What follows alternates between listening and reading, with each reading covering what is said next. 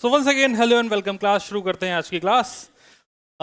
हम drift velocity की बात कर रहे थे लास्ट क्लास में।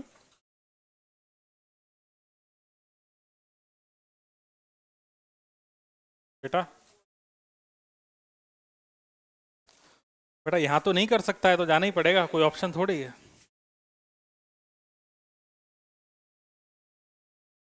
देखो, ड्रिफ्ट वेलोसिटी का मतलब तो मैंने बता दिया था, है ना। जिस जिस वेलोसिटी से इलेक्ट्रॉन ड्रिफ्ट कर रहा है लोअर पोटेंशियल से हायर पोटेंशियल की तरफ, यही बातें करी थी।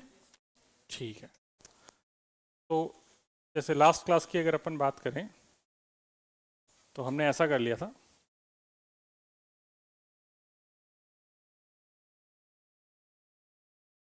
ये हाई पोटेंशियल हो गया, लो पोटेंशियल हो गया, इलेक्ट्रिक फील्ड इस डायरेक्शन में हो गया, तो जो इलेक्ट्रॉन है इसके अपोजिट जाएगा। मैंने हालांकि लास्ट क्लास में शायद ये प्लस या माइनस बनाया होगा, है ना। हाँ, उससे कोई फर्क नहीं पड़ता, एक ही बात है। कोई बैटरी का कोई हाइप कोई लो बना सकते हैं। ये बात थी भाई। अब इसमें गेम ऐसा है कि तुम्हारे पास एक इलेक्ट्रॉन है जिसकी इनिशियल वेलोसिटी है u1, ठीक है। तो दूसरा इलेक्ट्रॉन है, उसकी इनिशियल वेलोसिटी कितनी है, u2। तीसरा है, उसकी कितनी है, u3। ऐसे ही तुम्हारे पास n अगर इलेक्ट्रॉन्स हैं तो उनके पास जो तुम्हारे पास वेलोसिटी होगी वो कितनी हो जाएगी। अगर un इनिशियल वेलोसिटी है, एक टकराने में जो टाइम ले रहा है t1 ले रहा है, दूसरा टकराने में टाइम t2 ले रहा है, तीसरा टकराने में टाइम t3 ले रहा है। ऐसे ही जो nth इलेक्ट्रॉन होगा वो कितना टाइम लेगा, tn। लेकिन इन सभी का जो एक्सेलरेशन होगा वो सेम होगा। नहीं लगता तुझको एक्सेलरेशन सेम होगा? क्यों? क्योंकि हर एक पर जो लगने वाला जो फोर्स होगा वो फोर्स तो कितना हो जाएगा, q इंटू ई, और डायरेक्शन के साथ लिखूंगा तो माइनस, है ना। हालांकि डायरेक्शन का रोल नहीं है, डायरेक्शन को चिल मारो। तो फोर्स को अपन लिख देंगे m ए, ये हो जाएगा ई, तो एक्सेलरेशन कितना हो जाएगा, ई बाई एम। ये मैं लास्ट क्लास में सिखा दिया था, डायरेक्शन के साथ सिखाया था, माइनस साइन, इलेक्ट्रिक फील्ड के अपोजिट होगा, है ना। तो ये तो है इनिशियल वेलोसिटी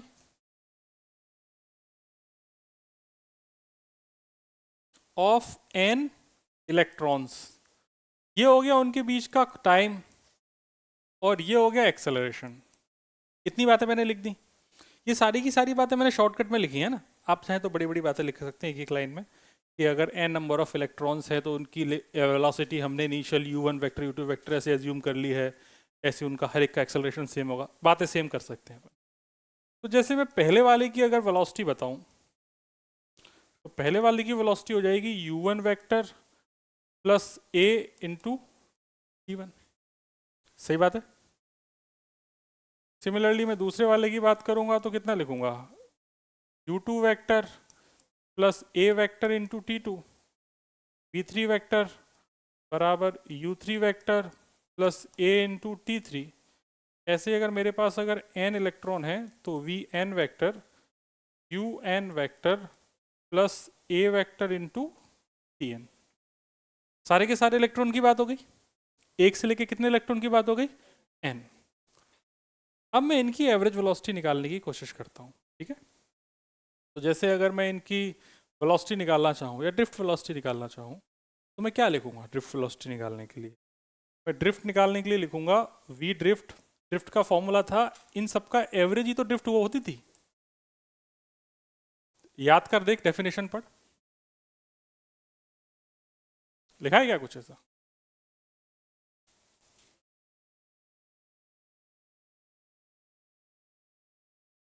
ठीक है, तो यहां पर v1 की जगह मैं डाल दूंगा तो इन सब का एडिशन एक साथ लिख दूं क्या मैं।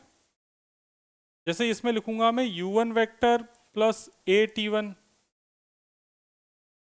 फिर इसमें लिखूंगा u2 vector plus a t2, ऐसे मैं आगे लिखता जाऊंगा। और प्लस लास्ट में क्या लिखूंगा, un vector plus a tn। ये टाइम के ऊपर क्यों लगा दिया मैंने,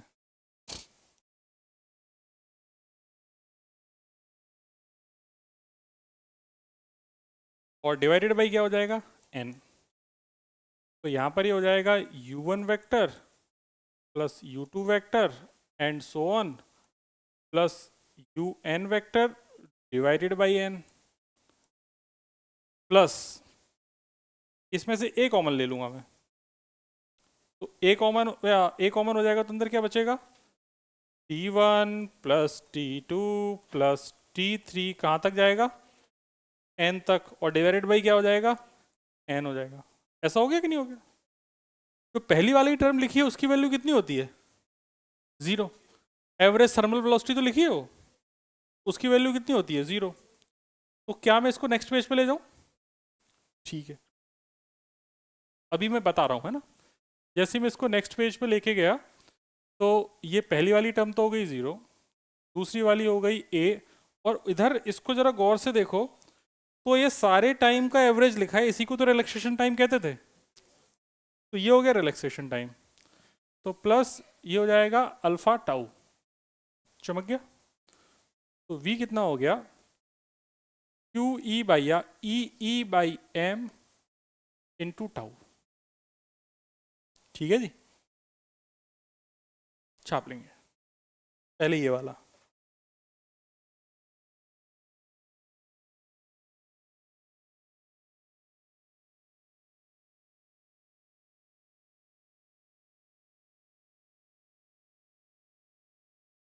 डायरेक्शन के साथ तो नहीं लिखना चाहते आप? हाँ बेटा,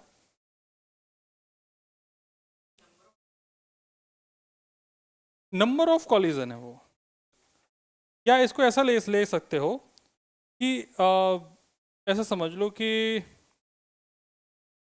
पहला इलेक्ट्रॉन था, पहला इलेक्ट्रॉन टकराया तो पहला कॉलिजन हुआ, दूसरी बार टकराया तो दूसरा कॉलिजन हुआ, तीसरी बार टकराया तो तीसरा कॉलिजन। हाँ ऐसा ले सकते हो। चाहो तो इनकी इनकी ना नाम लिख लो, आखिर ये है क्या। मैंने ना n नंबर ऑफ इलेक्ट्रॉन बोला क्या? मैंने क्या बोला अभी, n नंबर ऑफ इलेक्ट्रॉन बोला है कॉलिजन बोला?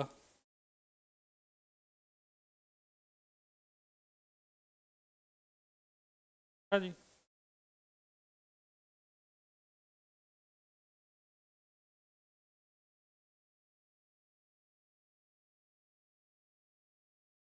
अभी तो जो बात हो रही है ना, वो जितनी भी बात अपन कर रहे हैं वो सारे के सारे n इलेक्ट्रॉन्स के लिए ही कर रहे हैं। तो अभी तो n इलेक्ट्रॉन्स ही हैं, तब तभी तो अपन इसको बोल पाएंगे कि ये टाउ एवरेज है।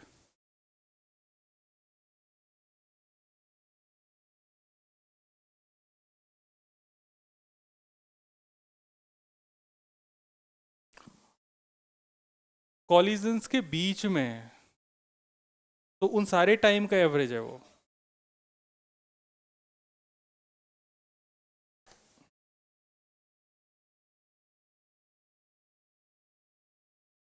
एक लाइन इसमें और लिख लेंगे, the average velocity of all the free electrons, जहां भी जगह मिले, the average velocity of all the free electrons in the conductor,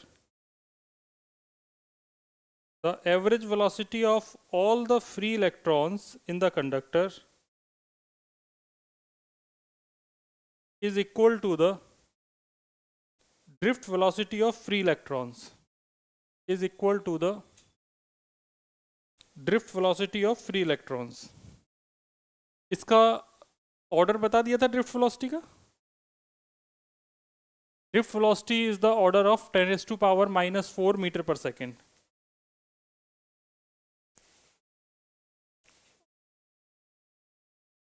इसी में लिख दो कंटिन्यूएशन में, ऐसा कुछ थोड़ी।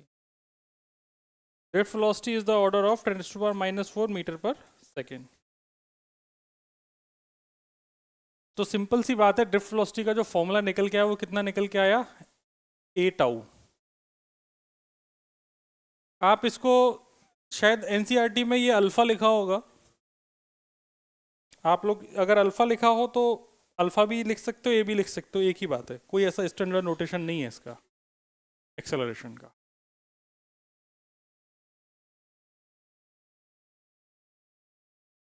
Hello hello.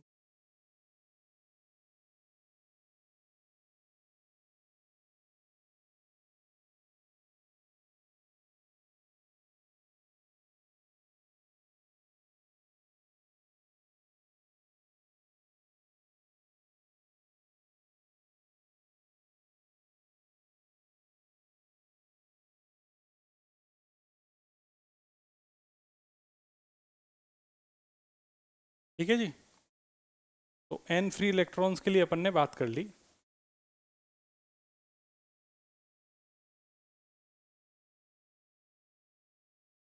मिट गई।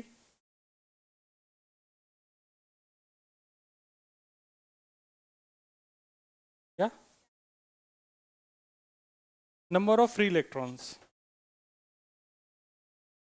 n ही मैंने सब जगह कैपिटल n ही लिखा है ना, कई जगह स्मॉल n लिख दिया क्या? वो एक ही n है, वो कैपिटल n स्मॉल n से कोई फर्क नहीं है, वो एक ही n है। नोटेशन से कंफ्यूज मत होना, वो एक ही n है। स्मॉल n कैपिटल n सारे एक ही हैं। Number of free electrons, number of free electron.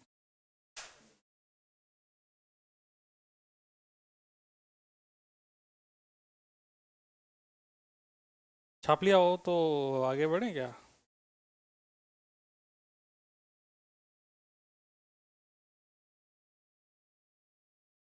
दिखा।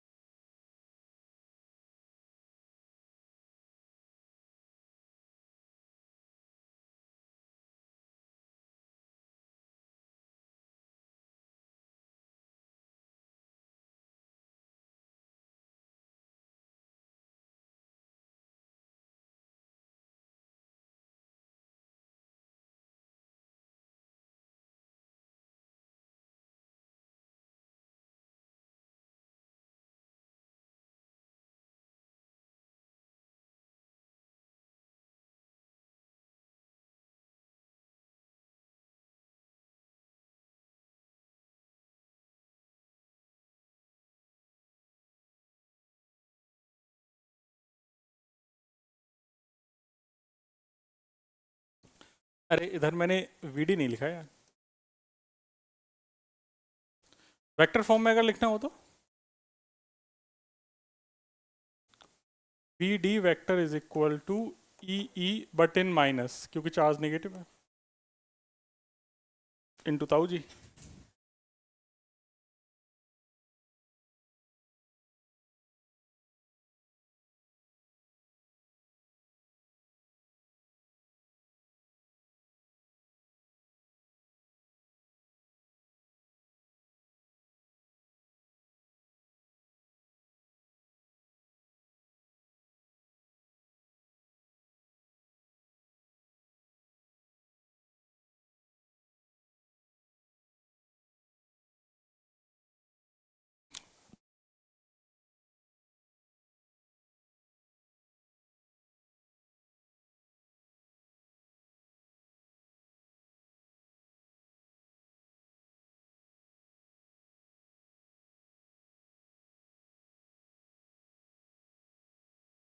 चला जाए।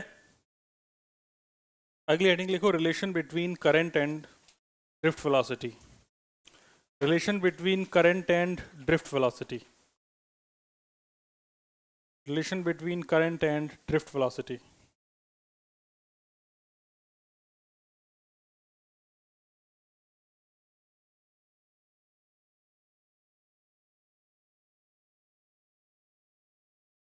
लिखी हेडिंग? चलो देखो, देखो बात ऐसी है कि अपने पास ये एक कंडक्टर था, ये इसका क्रॉस सेक्शन एरिया है।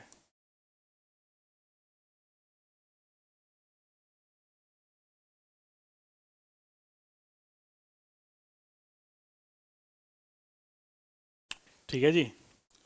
स्मॉल n है number of free electrons per unit volume. इतना समझ में आ गया? L is length of conductor.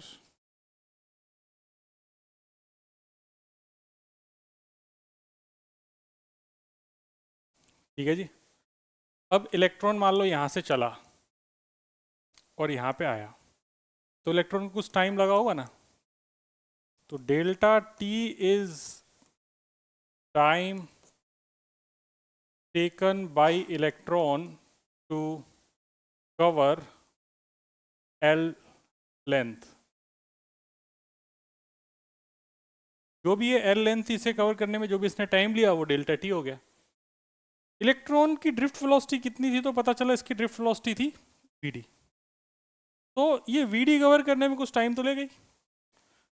जो करंट होती है, करंट का फॉर्मूला होता है D Q by D T. इसमें कोई समस्या है क्या तुमको? एवरेज बात कर लेंगे तो कितना हो जाएगा, delta Q upon delta T. तो मैं इसको एक काम करता हूँ, delta Q upon delta T लिख देता हूँ एवरेज के लिए। ठीक है, अब जब डेल्टा क्यू की बात करूंगा तो डेल्टा क्यू लिखा कैसे जाएगा ये समझ लेते हैं। डेल्टा क्यू निकालने के लिए आपको number of charge, number of free electrons per unit volume पता है, ये है स्मॉल एन। तो इसमें किससे मल्टीप्लाई करना चाहिए, वॉल्यूम से। तो ये हो गए तुम्हारे पास नंबर ऑफ इलेक्ट्रॉन्स इनटू ई, बन गया ना क्यू बराबर एन ई, समझे ना। तो एन, अब इसका वॉल्यूम लिखो, तो इसका एरिया ए है, लेंथ है, तो वॉल्यूम कितना हो गया, ठीक है, ए इंटू एल। और ई की वैल्यू कितनी है, चार्ज तो ई है, तो डेल्टा क्यू पता चल गया कि नहीं चल गया। ठीक, तो डेल्टा क्यू की वैल्यू यहाँ चिपका देंगे, हो जाएगा N E A L divided by delta T. अब समस्या ये है डेल्टा टी को निकालना। तो यहाँ पे दो बातें और लिख लो। डेल्टा टी या वी डी को मैं क्या ऐसे लिख सकता हूँ, डिस्टेंस, स्पीड बराबर डिस्टेंस अपॉन टाइम, आया ना। तो ये एल अपॉन, या ऐसे लिख दो, सिंस वी डी बराबर डिस्टेंस अपॉन टाइम, तो एल अपॉन डेल्टा टी की वैल्यू सीधी किसके बराबर हो गई, वी डी के। तो आई कितना हो गया, एन ई ए, ये वी डी होता है, छाप लेंगे और ये फॉर्मूला याद कर लेंगे। आई बराबर कितना होता है, N E A V D. Small N क्या है, हाँ मैं थोड़ा आड़ा तिरछा लिखता हूँ, तुम चाहो तो सिस्टमेटिक लिख सकते हो।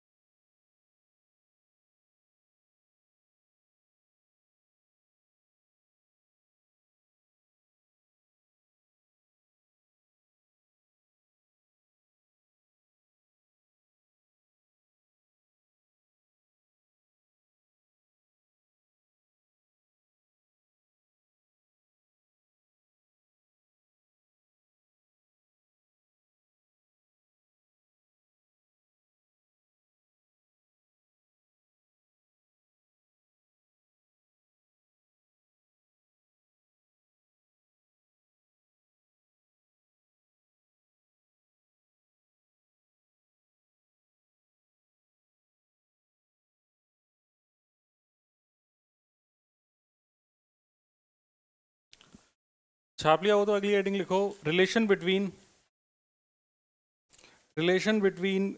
Current density, conductivity and electric field. Relation between current density, conductivity and electric field.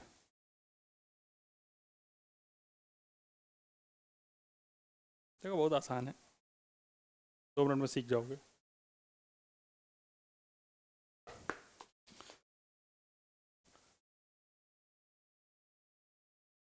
मैं आगे जा रहा हूँ इसमें, ठीक है। देखो भाई, बात यह है कि यहाँ पर एक छोटा सा एक एलिमेंट एज्यूम कर लिया अपन ने, जिसकी लेंथ है dx। ये हाई पोटेंशियल है, लो पोटेंशियल है, मतलब बैटरी से कनेक्टेड है ना, सिंपल सी बात ये।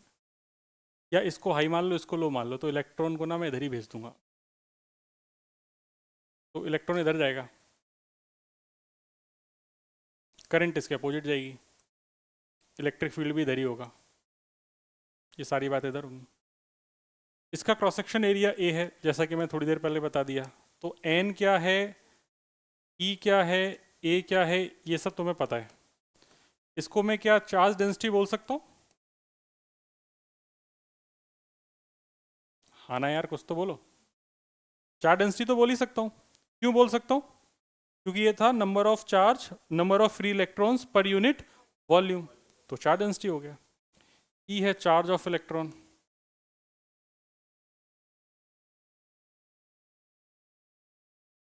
ए है क्रॉस सेक्शन एरिया,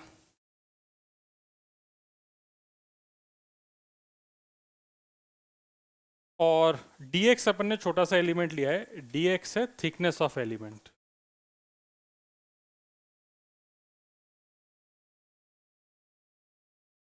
आते हैं मुद्दे पे। मुद्दे की बात ये थी कि हमको रिलेशन किस किसके बीच में चाहिए था, बोलना।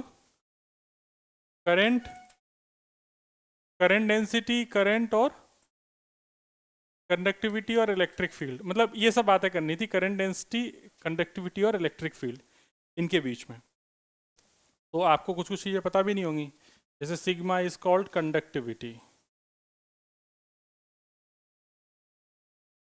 E is electric field.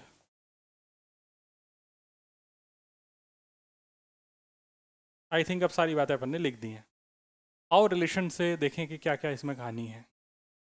तो जे की डेफिनेशन अपन बात कर चुके हैं, जे है current per unit cross section area.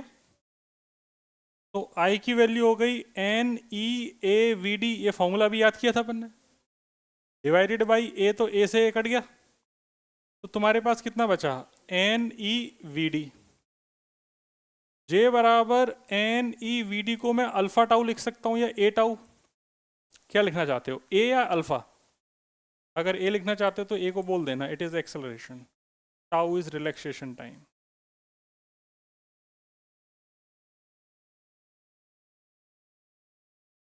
तो ये जे हो जाएगा एन ई, अब अल्फा की वैल्यू या ई एक्सेलरेशन की वैल्यू कितनी थी, ई बाई एम थी कि नहीं थी, इनटू टाउ।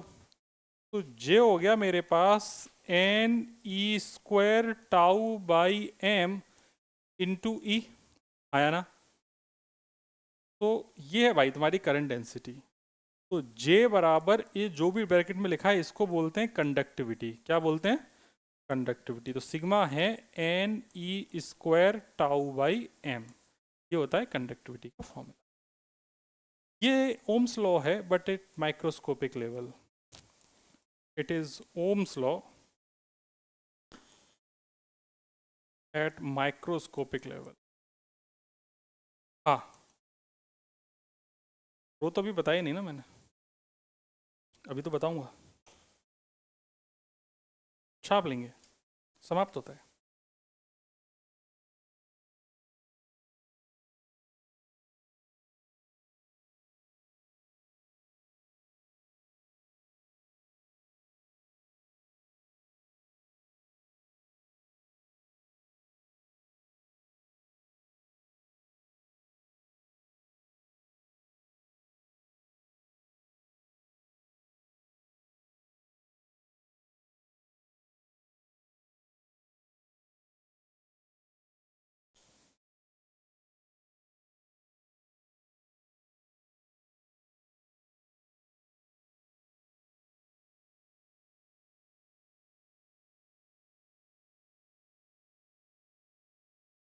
जैसे एनसीईआरटी में जो ओम्स लॉ जो बोला गया है वो सीधा उन्होंने वी प्रोपोर्शनल टू आई बोल दिया है, बाकी होता नहीं है हमेशा, मतलब माइक्रोस्कोपिक लेवल पे तो यही होता है, ये बराबर सिग्मा है। वेक्टर फॉर्म में लिखना चाहोगे तो तीर का निशान लगा देना, अगर वेक्टर लिखना है तो जे और ई, दैट्स इट।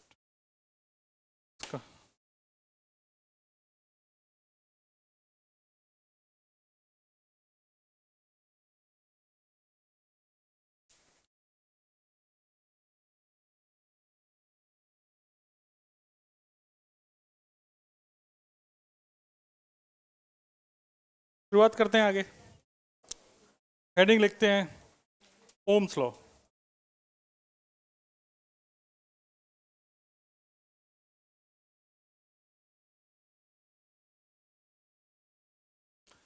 देखो भाई यार, ओम्स लॉ ना ये सही लॉ नहीं है, ये फर्जी लॉ है, लेकिन इतना फर्जी है कि तुम्हारे जीवन में आतंक मचाए रखेगा। हर जगह वैलिड नहीं है, कंडक्टर्स में वैलिड है, वो भी थोड़े बहुत टेम्परेचर वेरिएशन के लिए, अगर ज़्यादा टेम्परेचर वेरिएशन है तो भी वैलिड नहीं है। लेकिन तुम जो भी पढ़ोगे करंट इलेक्ट्रिसिटी में, तुम्हारे लिए तो सब जगह वैलिड ही रहेगा, ठीक। तो तुम तो मान लेना कि जहाँ तुम्हें क्वेश्चन आ रहा है वहाँ पे तो तुम लगाना ही है तुम्हें। अब है क्या भला, वो देख लो। तो सिंपल बात बताएं, जैसे v प्रोपोर्शनल टू i होता है, प्रोपोर्शनलिटी हटा देते हैं, r आ जाता है, और v बराबर आई आर, ये ओम्स लॉ बन जाता है। ऐसा कहाँ लिखा हुआ है आपके एनसीईआरटी में, ठीक। लेकिन अपन तो सब नालायक निकम्मे नाकारा लोग हैं, अपन एनसीईआरटी के भरोसे क्यों चलेंगे? अपन बोलेंगे नहीं नहीं सिंपल वाला थोड़ी करना है, अपन करेंगे ढंग की चीज। हमने अभी अभी क्या पढ़ा माइक्रोस्कोपिक लेवल पे, जे बराबर सिग्मा। जे को लिख सकते हैं current per unit area, sigma जैसे तुमको अगर पता होगा, नहीं पता है तो देख लो, जो कंडक्टिविटी होती है ना, कंडक्टिविटी इज 1 अपॉन रजिस्टिविटी। मतलब कंडक्टिविटी की नोटेशन है सिग्मा, रजिस्टिविटी की नोटेशन है रो। तो सिग्मा इज 1 अपॉन रो।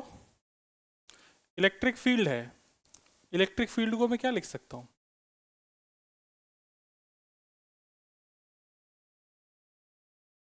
सोच लो पहले, सोच लो, सोच लो।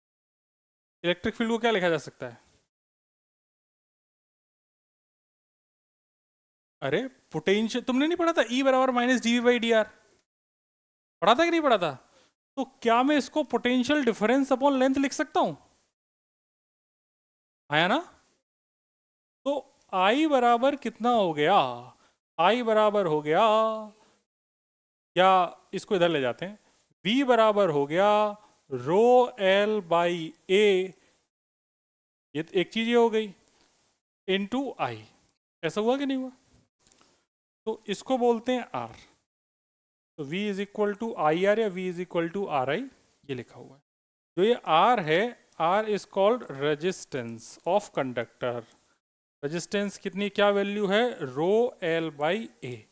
अब तुम लोगों के पेट में दर्द हो रहा होगा कि रो तो समझ में आ गया सर, एल और ए क्या है। तो भी पीछे सिलेंडर बनाया था, उसकी एल क्या थी? लेंथ। ए क्या था?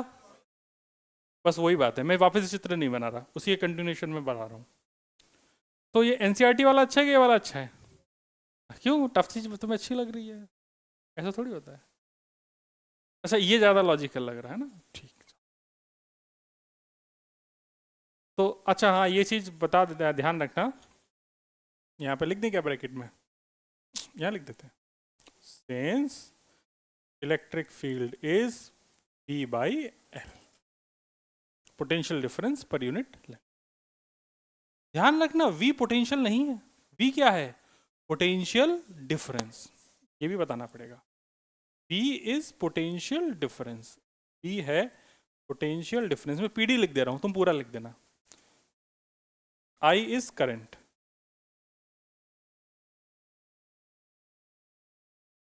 छाप लेंगे।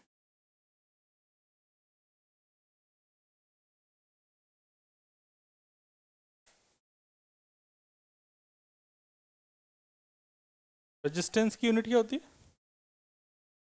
ओम। ओम के सम्मान में इसकी यूनिट दी गई है ओम।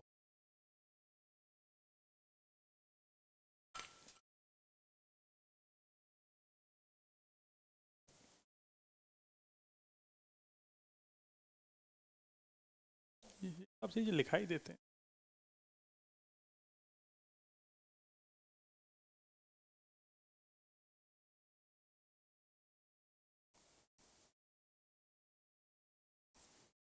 नोटेशन तो पता है ओमेगा। ओमेगा दो तरीके का होता है, एक तो ये वाला ओम वाला, और एक ये वाला। गीक में दो तरीके का ओमेगा है तो है ना, दोनों ही ओमेगा है, एक छोटा एक बड़ा।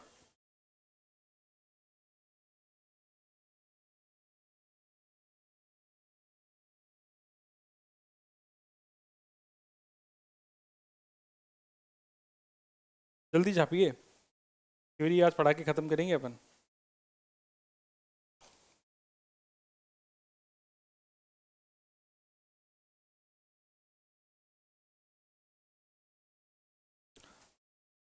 अच्छा, ओम्स लॉ है कौन सा वैसे? इस पूरे में पढ़ लिया, ओम्स लॉ आखिर है कौन सा? वी प्रोपोर्शनल टू आई ना। एक्चुअली बात यह है कि एनसीईआरटी में अभी अधूरी बात लिखी हुई है। अब ये जो बात बोली है ना, तुम्हारे हिसाब से तो सही है क्योंकि बोर्ड में तो यही आना है, तो वही है सही। ओम्स लॉ है V proportional to I.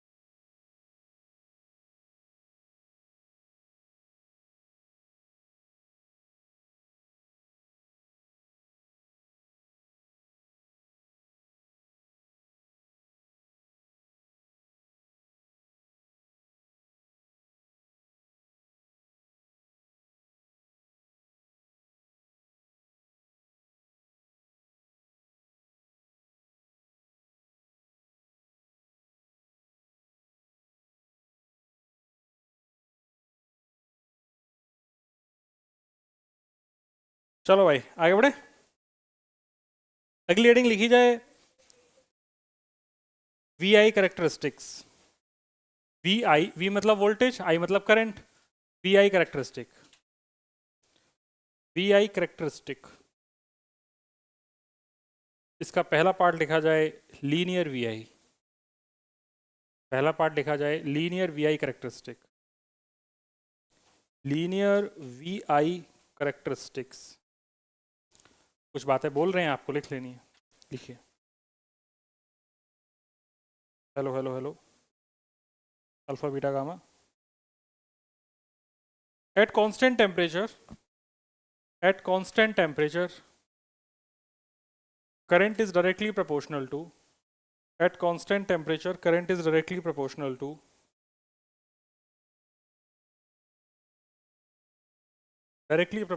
the applied potential difference, directly proportional to the applied potential difference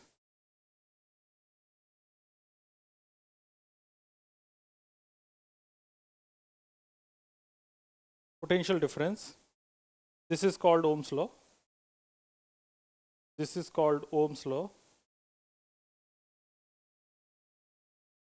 And substances which obey it, and substances which obey it are called ohmic, OHMIC, ohmic or linear conductors, ohmic और linear conductors.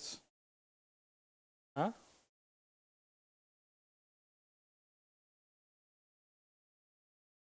This is called Ohm's law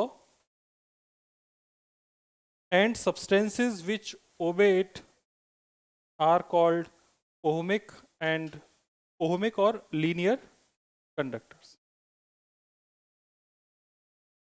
नीचे graph बना लेंगे इसकी we I characteristic, एक तरफ voltage एक तरफ current उसमें फ्लो होने वाली, सीधी लाइन बन गया।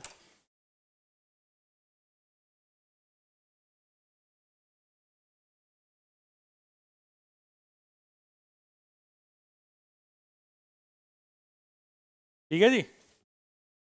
चलो भाई अगली लिखो, non linear V I characteristic, non linear V I characteristic, characteristics होना चाहिए, non linear V I characteristics.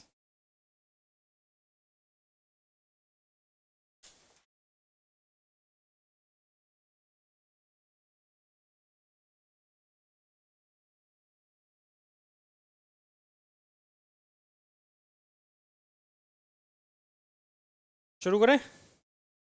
देखो एक दो बातें लिखानी है।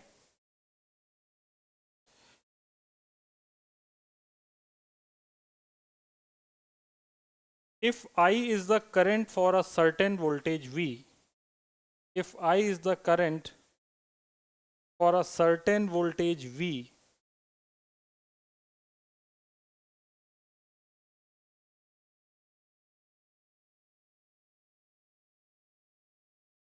then reversing the direction of voltage, then reversing the direction of voltage V,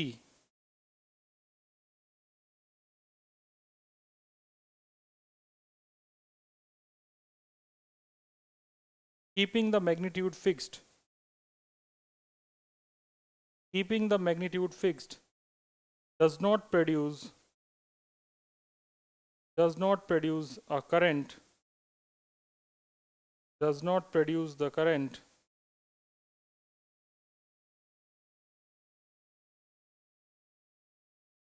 of same magnitude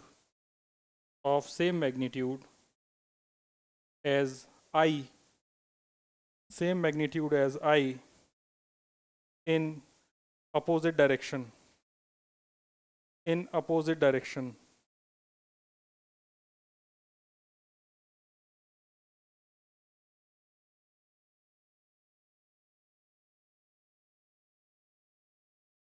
ठीक है,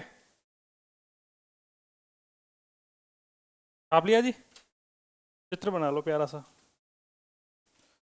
देखो ये कह रहा है जैसे करंट है, इधर वोल्टेज है, ठीक है। करंट वोल्टेज का अगर ग्राफ बनाया जाए, करंट मिली एम्पियर में है। ध्यान रखना वी आई करेक्टरिस्टिक में पहले वाले केस में वाई एक्सिस पे वी था, एक्स एक्सिस पे क्या था, आई। अब वाई एक्सिस पे क्या है और एक्स एक्सिस पे क्या है, वी। तो कह रहा है कि जैसे तुम वोल्टेज को फिक्स करके अगर डायरेक्शन भी चेंज करते हो ना, तो भी करंट एक जैसी नहीं आती। मतलब यहाँ पर जो करंट आ रही है वो ऐसी आ रही है, ठीक है। अगर ये करंट ऐसी है या थोड़ा सा ऐसे ऊपर की तरफ ही जा रही है, ये आपके एनसीईआरटी में ग्राफ दिया हुआ है, तो आप देख लेना। देखना क्या है, मैं बना ही दे रहा हूँ। और ये वाला थोड़ा सा ऐसा जाएगा, तो ये आइडेंटिकल तो नहीं है। मतलब ऐसा होना चाहिए था, जैसा ये ऊपर गया है तो ऐसा नीचे चला जाना चाहिए था, लेकिन वैसा तो नहीं गया है। तो वो कह रहा है कि अगर वी आई करेक्टरिस्टिक ये भी है, मतलब वी आई करेक्टरिस्टिक का मतलब होता है ग्राफ। ग्राफ ये है, होना क्या चाहिए था कि अगर मैं वोल्टेज को नेगेटिव कर रहा हूँ तो करंट भी उसी रेशियो में नेगेटिव होनी चाहिए थी, लेकिन वैसी हुई नहीं है, ठीक है। ये इसका पहला पार्ट था। चित्र बना लेंगे या इसको, एक मिनट ही।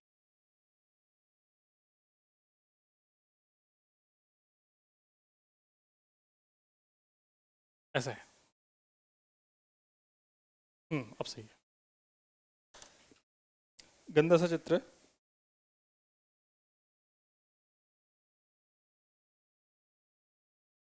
क्या? क्योंकि वो मटेरियल पे डिपेंड करता है, ये वो मटेरियल है ही नहीं। अलग अलग मटेरियल अलग अलग तरीके की प्रॉपर्टीज एग्जिबिट करते हैं।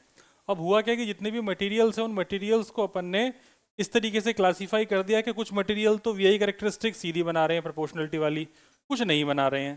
जो नहीं बना रहे हैं उनमें से ये एक टाइप है।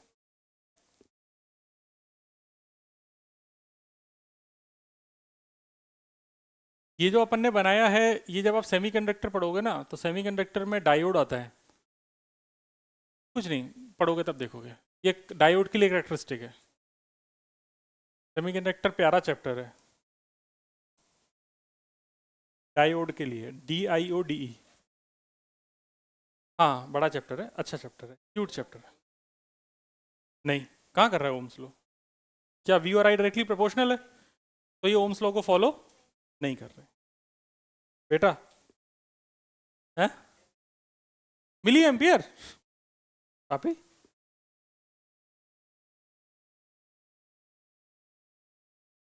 ठीक है जी, ये डायोड के लिए बनाया अपन ने, डायोड का ही ग्राफ है। अच्छा डेटा लिखना है क्या इस पे कुछ? जैसे मतलब यहाँ पर ये जो डेटा आता है करीबन ये लगभग 0.2 का आता है, इधर भी 0.2 जाएगा, यहाँ पर आएगा करीबन ये 1.5 मिली एम्पियर के आसपास आता है।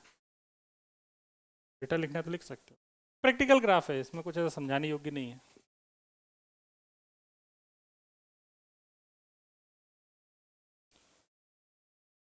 क्या हम दूसरा पॉइंट बोलें?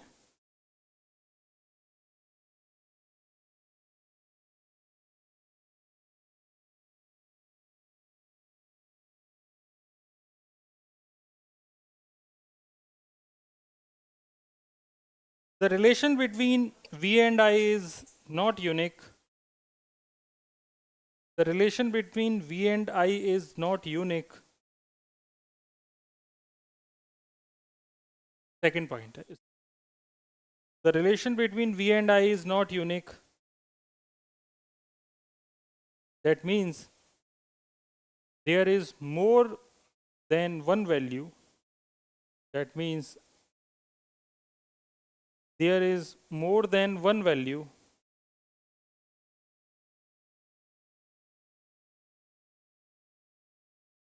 of V. That means there is more than one value of V for the same current, for the same current. जैसे ये ऊपर वाले का जो एग्जाम्पल लिया था अपन ने, डायोड लिया, इस वाले पॉइंट के लिए एग्जाम्पल है गैलियम आर्सेनाइड, Ga, मतलब ये है gallium arsenide, GaAs, gas. Gallium arsenide ये सेमीकंडक्टर होता है, ब्रैकेट में लिख देना सेमीकंडक्टर। इसका ग्राफ ऐसा है,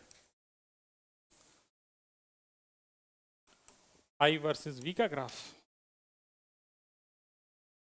ऐसा है, छाप लेंगे।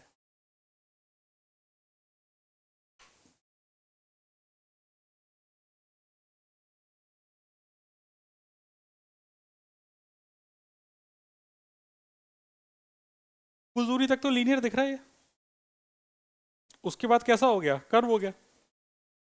तो लीनियर तो यहाँ तक है, लगभग यहाँ पे डॉट लगा है हल्का सा, यहाँ तक तो लीनियर है। इसके बाद यहाँ तक तो ये क्या हो गया, नॉन लीनियर हो गया, ये वाला तो नॉन लीनियर हो गया रीजन। और इससे आगे का रीजन में क्या है, जैसे यहाँ से लेके यहाँ तक देखोगे तो इसका जो स्लोप है वो नेगेटिव है, इसका मतलब इसका जो रेजिस्टेंस है वो नेगेटिव होगा, जबकि आप लोगों ने अभी देखा कि रेजिस्टेंस नेगेटिव नहीं हो पाएगा कभी। मतलब कंडक्टर के लिए रेजिस्टेंस कभी भी नेगेटिव नहीं हो सकता, लेकिन सेमीकंडक्टर के लिए कंडक्टर रेजिस्टेंस नेगेटिव हो सकता है। ओके,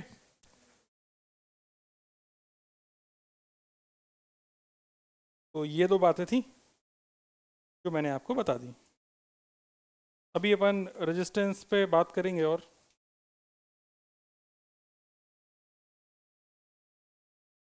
अगली heading,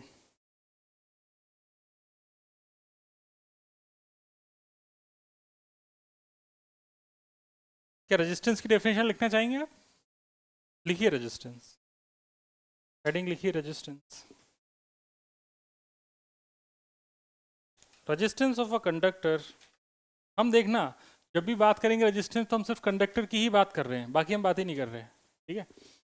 the resistance of a conductor is the opposition to the flow of charge. Resistance of a conductor is the opposition to the flow of charge which conductor offers.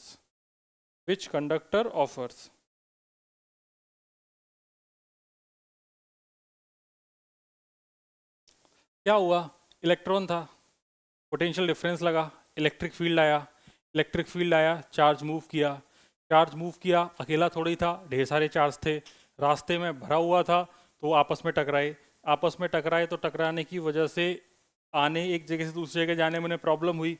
अगर problem हो रही है, उन्हें कोई एक जगह से दूसरी जगह जाने से जो रोक रहा है, उसी प्रॉपर्टी को रेजिस्टेंस बोला गया।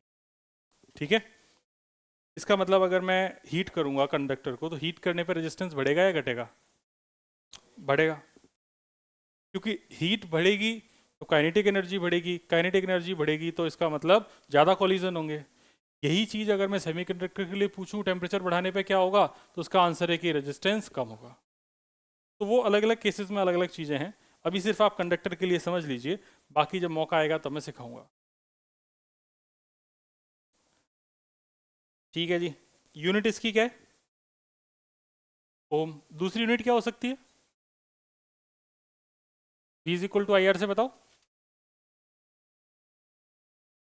अरे गजब है यार, एक तो ओम हो ही गई, दूसरी क्या हो सकती है? V is equal to I R है, तो R की वैल्यू कितनी है? V बाई आई, मतलब वोल्ट पर एम्पियर। हाँ तो ऐसे बोलो ना, शर्मा कह रहे हो?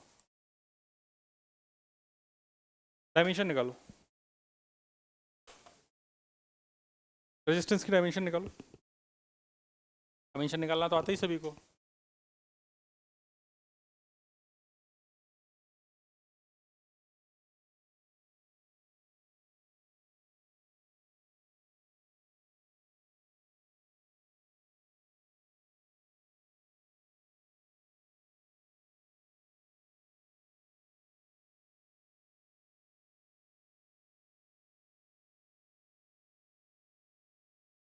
आप में किससे कितने लोगों के स्कूल में करंट इलेक्ट्रिसिटी खत्म हो गया है? अभी क्या चल रहा है? अच्छा, ये सब लिखा है क्या तुम्हें? तो कैसे खत्म हुआ मतलब? हेलो बच्चों, खत्म हो गया चैप्टर, ऐसे ही हुआ क्या?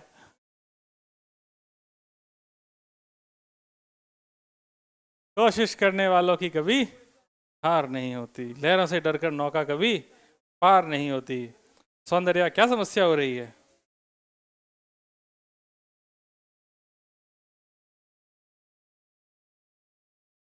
अरे डायमेंशन बताओ भाई। अरे एंटी लोग, डायमेंशन बताओ, क्या बातें कर रही हो?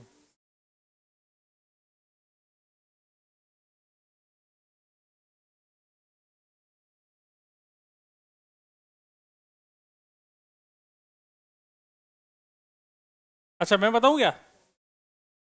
हाँ देखा, मेरे भरोसे बैठे हो नलायको। जैसे जो एनर्जी होती थी वो क्यू डेल्टा भी होती थी, हाँ है ना? तो V कितना हो गया? U by Q.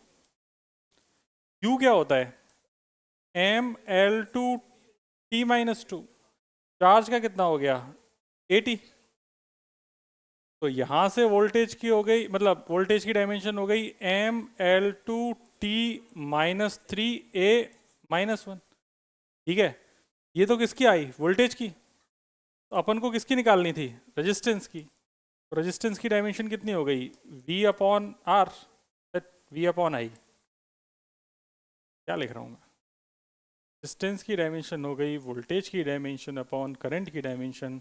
वोल्टेज की डायमेंशन हो गई ML2T-3A-1 डिवाइडेड बाई A। तो आंसर आ गया जी ML2T-3A-2। कितने लोगों का सही है? बस।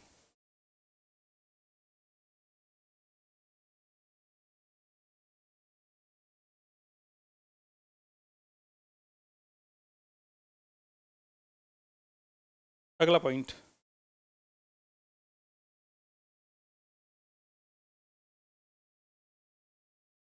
resistance depends on resistance depends on length, comma cross section area, comma nature of material,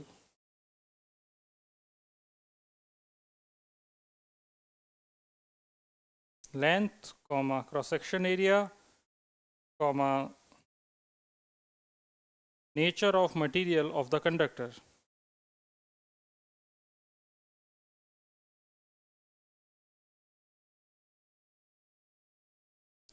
It also depends on temperature.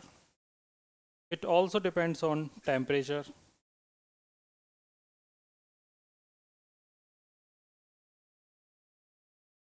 अच्छा, रजिस्टर जो मिल गया क्या?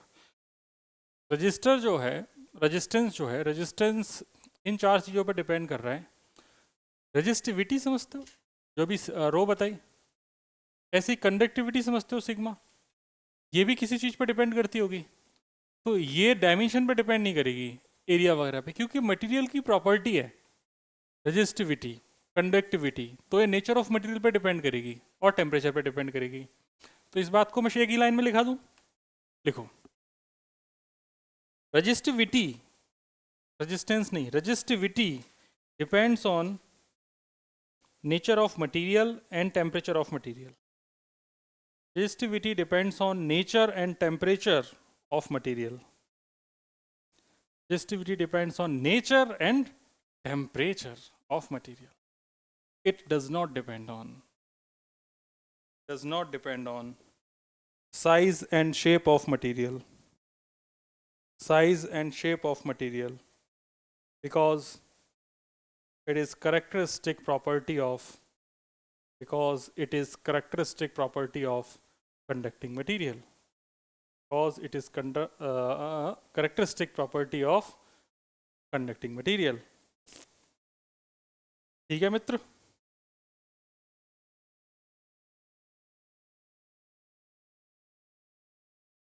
Conducting material. Next, mobility. Next heading, mobility. MOBILITY, mobility. Mobility का notation होता है म्यू। Mu समझते हो, जो फ्रिक्शन वाला म्यू था ना, वही है mu.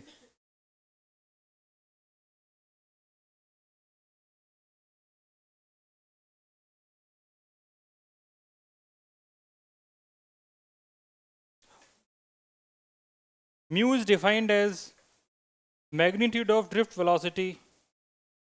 Mu is defined as magnitude of drift velocity per unit electric field. Mu is defined as magnitude of drift velocity per unit electric field. Its SI unit is meter square per volt second. ये है, क्या कर देते हैं, metre square पर volt second. आसान है, मतलब ऐसा कोई भारी चीज थोड़ी है। म्यू का क्या डेफिनेशन है, वीडी का मैग्नीट्यूड अपॉन इलेक्ट्रिक फील्ड, यही है ना। तो वीडी का मैग्नीट्यूड कितना था, e by m alpha tau by e, तो ई से ई कट गया तो कितना हो गया, ई tau by M.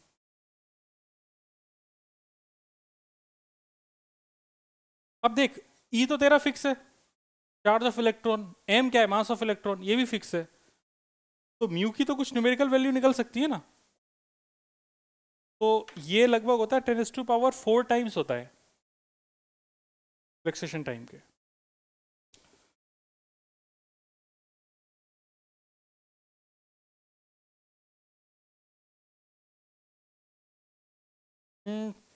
I think, मैं श्योर नहीं हूँ, इसको लिखना मत है ना, 10⁴ टाइम्स, इस बात को लिखना मत था ना, मैं श्योर नहीं हूँ उसको। अब सॉल्व करना पड़ेगा, 4 टाइम्स नहीं आएगा, ज़्यादा आएगा।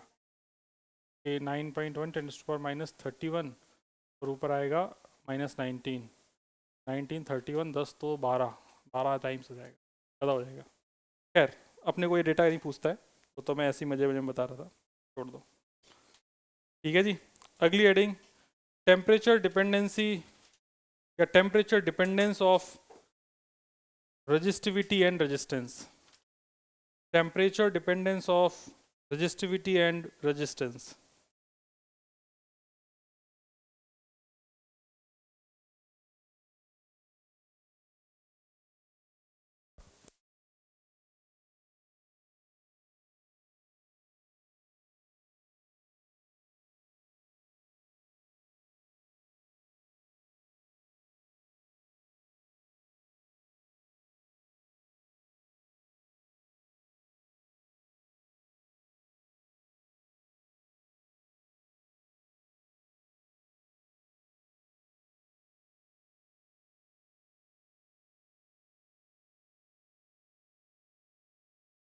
हाँ जी, तो हम क्या पढ़ाई कर रहे थे?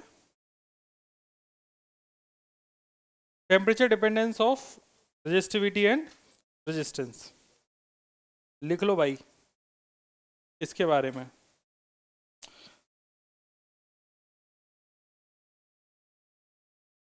R बराबर R naught one plus alpha delta T और रेजिस्टिविटी के लिए हो जाता है रो बराबर rho naught one plus alpha delta T. दो फॉर्मूले हैं।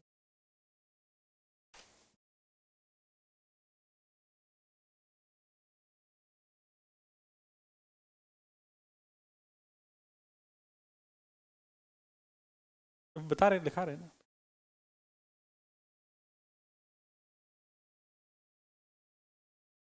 Where R naught is the resistance at reference temperature T naught.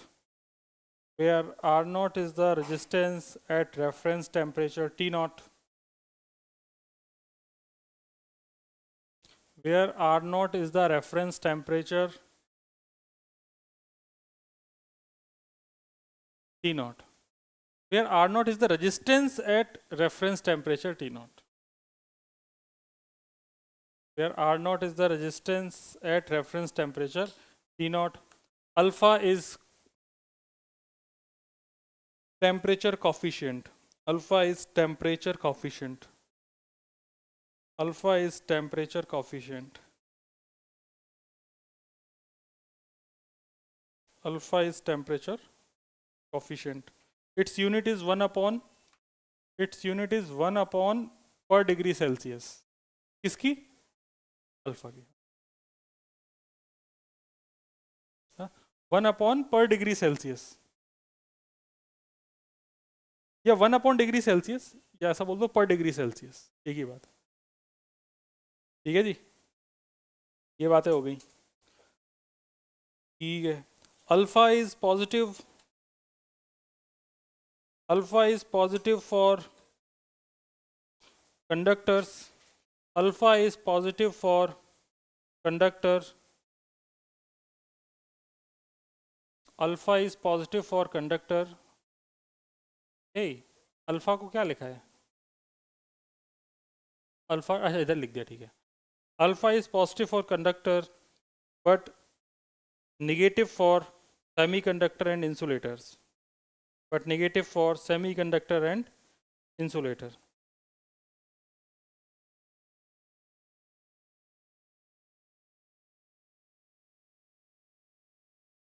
मेरा तो नहीं बज रहा, किसका है?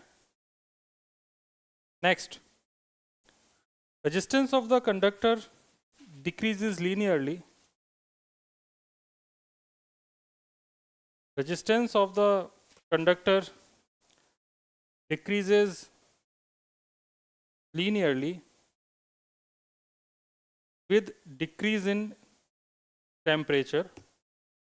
With decrease in temperature and becomes zero at a specific temperature and becomes zero at a specific temperature. This temperature is called critical temperature. This temperature is called critical temperature.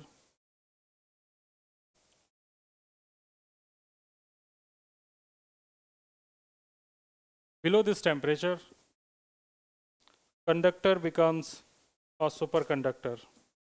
Conductors become a superconductor.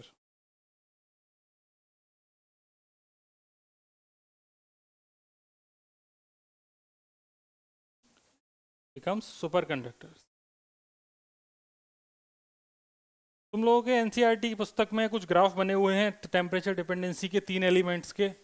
जैसे semiconductor के लिए बात करेंगे तो semiconductor के लिए जो resistivity versus temperature का ग्राफ है वो ऐसा है,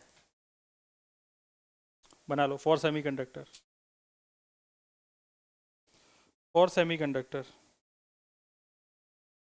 टेम्परेचर यहाँ पे केल्विन में लिया है ना। रो वर्सेस टी का ग्राफ है, रो टी का ग्राफ है। सब्जी का ग्राफ अगली क्लास में पढ़ाएंगे। आज रोटी का ग्रास है।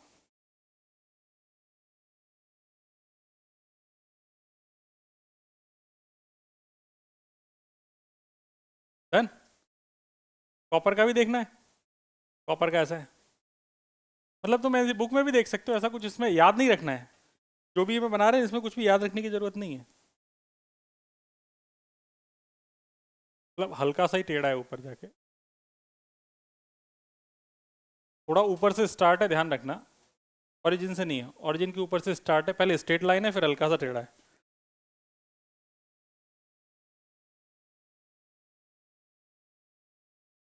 नाइक्रोम के लिए देखना चाहते हो, नाइक्रोम का स्ट्रेट लाइन देर आता है,